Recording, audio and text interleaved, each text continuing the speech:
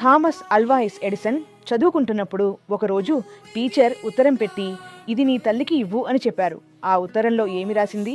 మీ కుమారుడికి మానసిక వ్యాధి ఉంది, రేపటి నుండి స్కూల్కి పంపొద్దు. కొడుకు మళ్ళీ మళ్ళీ అడిగినప్పుడు తల్లి ఇలా సమాధానం చెప్పింది, నీ గురించి రాసింది, నీకు చాలా జీనియస్ అని, నువ్వు చాలా బాగా చదువుతావు, చాలా తెలివైన వాడివి, నీలాంటి తెలివైన పిల్లవాడిని ఇంకొక స్కూల్లో చేర్పించమని రాశారు అని చెప్పి ఆ తల్లి మరుసటి రోజు నుంచి స్కూల్కి పంపడం ఆపేసి ఇంట్లోనే చదివించసాగింది. థామస్ అల్వా ఎడిసన్ పెద్దయ్యాక గొప్ప వ్యక్తిగా మారారు. కాలక్రమేణా తల్లి మరణించింది. తల్లి సంబంధించిన వస్తువులు చూస్తూ ఉండగా తన చిన్నప్పటి స్కూల్ టీచర్ రాసిన ఒక లేఖ బాక్స్లో దొరికింది.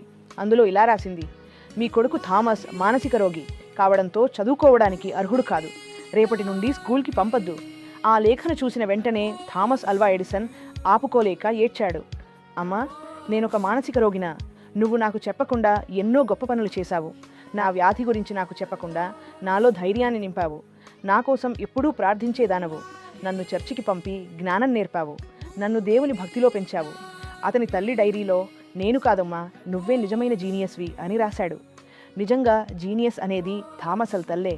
ఒక తల్లి తన బిడ్డ లోపాల గురించి మాట్లాడదు, కానీ తన దేవునిపై నమ్మకంతో నా బిడ్డను ప్రపంచానికి ఆశీర్వాదంగా మార్చు అని ప్రార్థిస్తుంది. ఆమె ఎన్నోసార్లు ఏడుస్తూ చర్చిలో ప్రార్థించింది.